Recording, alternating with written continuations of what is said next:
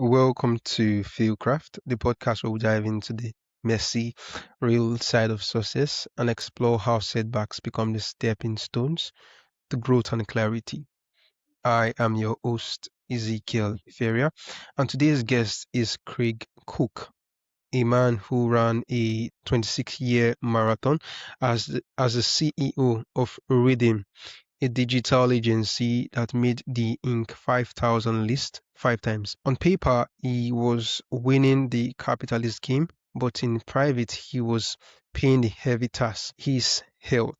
So Craig faced a diagnosis of diabetes and severe burnout, realizing that the very drive that built his company was breaking his body. He is here to talk about his transition from hustle to flow, how he reversed his diabetes without medication, and why he believes that true art of business isn't just about profit. So, Craig, it's a pleasure to welcome you to FailCraft. Thanks for joining us. Thank you, Ezekiel. Thank you for that kind introduction. I really like the phrasing that you used. Yeah, the drive that was breaking the body and everything. That's really good. I'm gonna have to borrow that. Thank you very much. And the hustle to flow too. I like that as well. Yeah, it's great to have you here, Craig. So let's get things started. You ran your agency Reading for 26 years. So a that's a lifetime in the tech world. So you've described it as a marathon full of struggle. But while you were hitting the Inc. 5000 list, your body was keeping the score.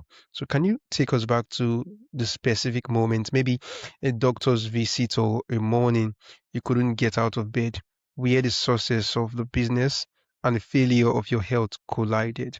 What did it feel like to realize that the company you built was effectively eating your life?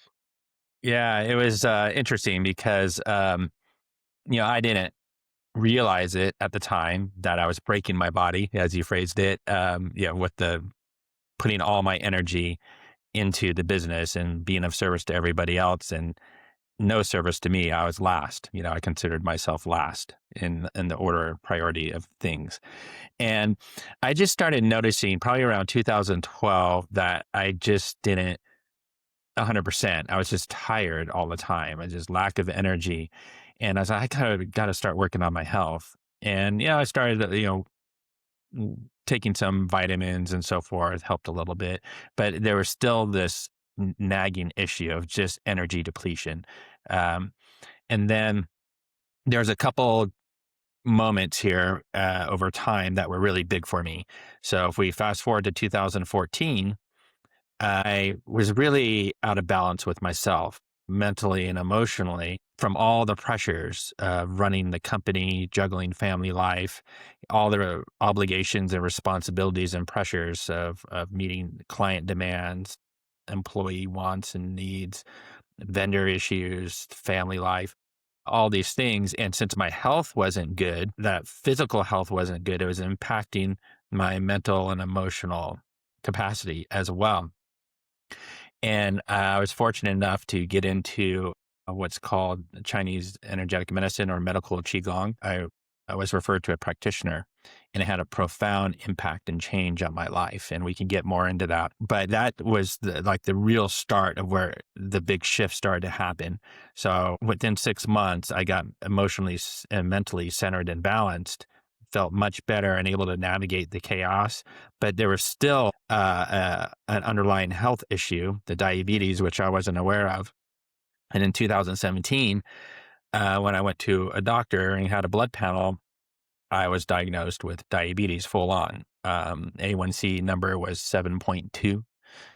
Which is the marker made the primary marker for diabetes. So I had it full on, and everything started to make sense. I was like, oh, that's why I'm so tired.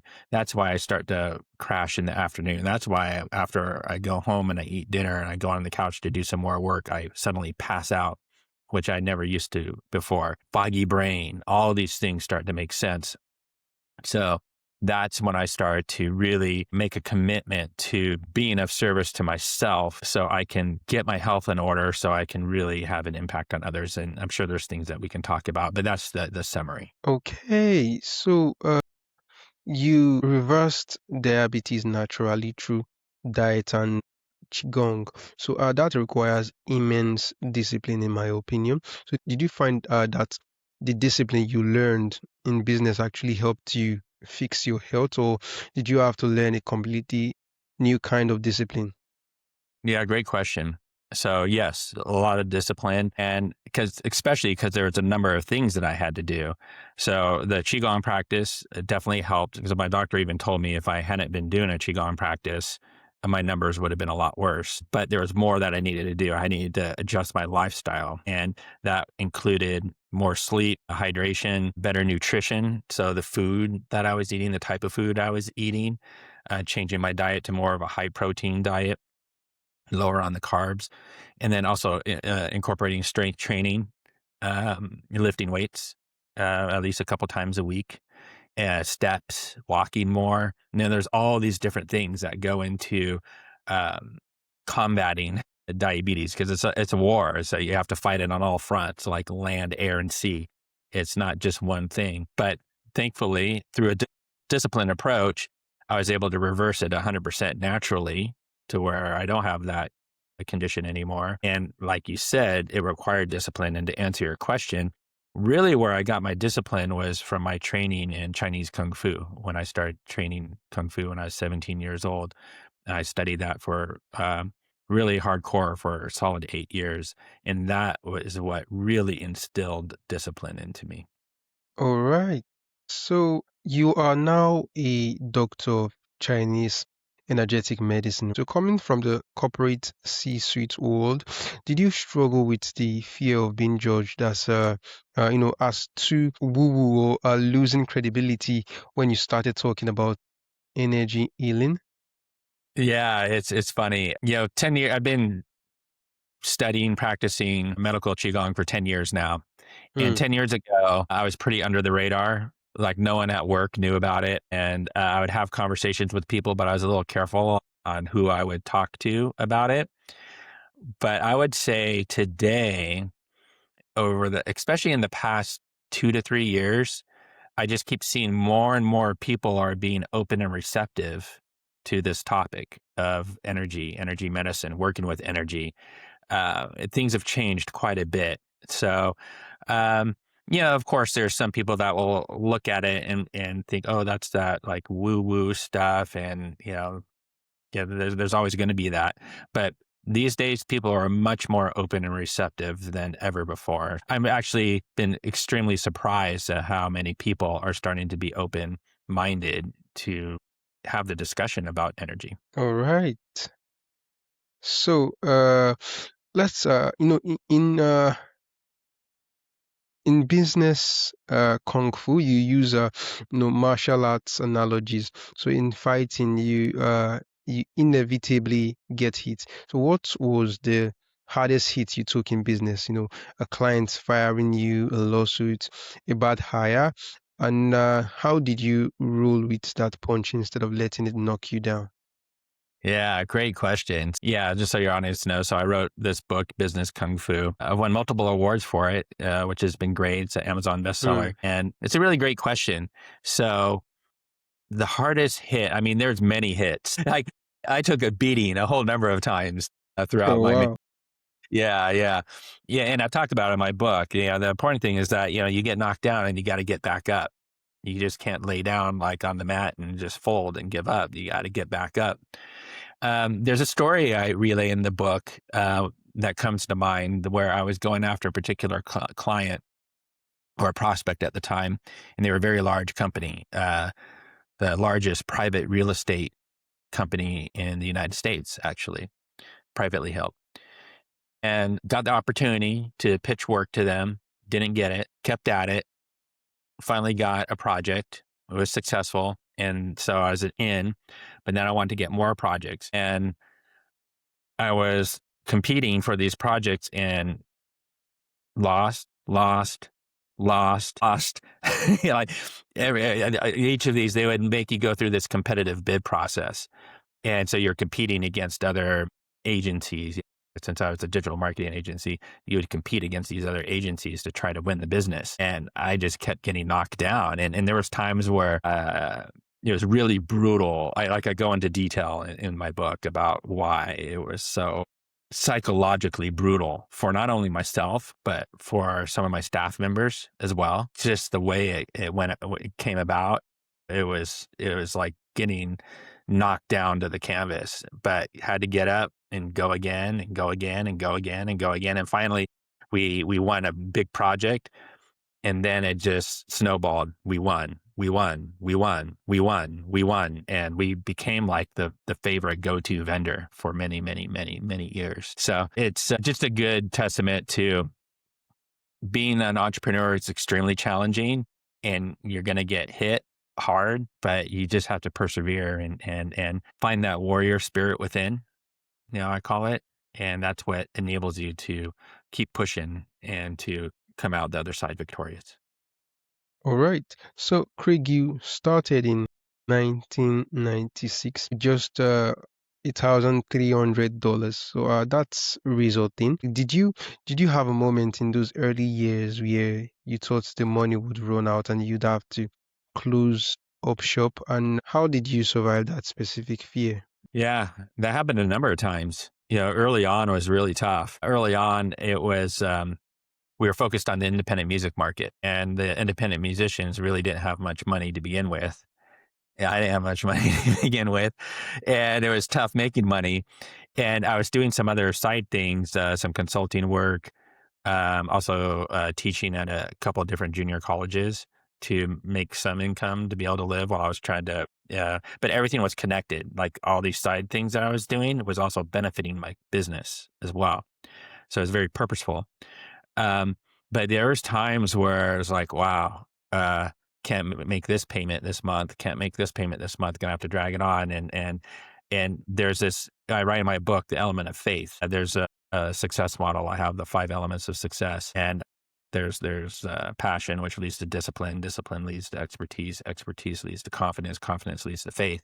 And it's that element of faith is what really keeps you going, kind of like what I was talking about earlier. And even getting past those first 5 years, which was brutal, or just scraping by. But even when as we got to higher levels of success and had a lot more employees, there was a time in 2009, 2010, when the big recession was going on, and we had bought our own commercial building, and we had probably about 17 people on staff, and we were growing, and we had maybe $5,000 in our bank account, and we had payroll to meet in like a week. And we're like, we can't make payroll. Oh my gosh. Yeah, I write about this in my book too. But you just keep going. You can't give up. You just keep going and do what you got to do to make things happen. And, thankfully we got through that. We were able to get people that were late in paying, got them to pay, got some new contracts in, money in the door, and we got through that. But there was multiple times where it got very tight, very tough. And it's So, Craig, for the entrepreneur listening right now who is grinding 16 hours a day, ignoring their health, and convinced that rest is for failure, what's the first small and energetic practice they can do at their desk today to stop the bleeding? Yes. Okay. Good question. One, first off, there needs to be a decision, a commitment made to yourself. There's a saying I have on my book: be of service to self so you can be of service to others for a lifetime.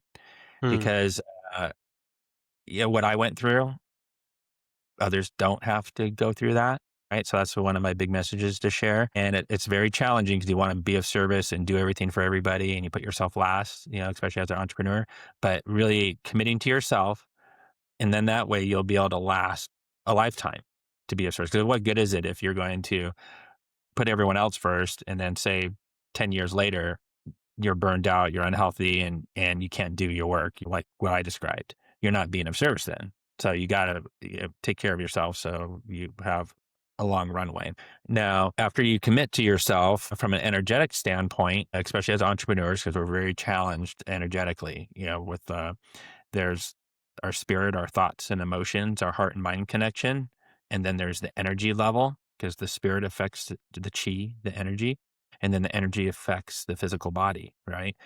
So meditation is a great thing. There's so many different types of meditation out there. From a Qigong perspective, there's a protocol called tapping, which is really easy to do. And you can do it in like 10 minutes. I actually have a program online that I sell, which we could talk about later. But tapping is where we have all these different points on our body that are associated with our organs and different systems of the body, our cardiovascular system, et cetera.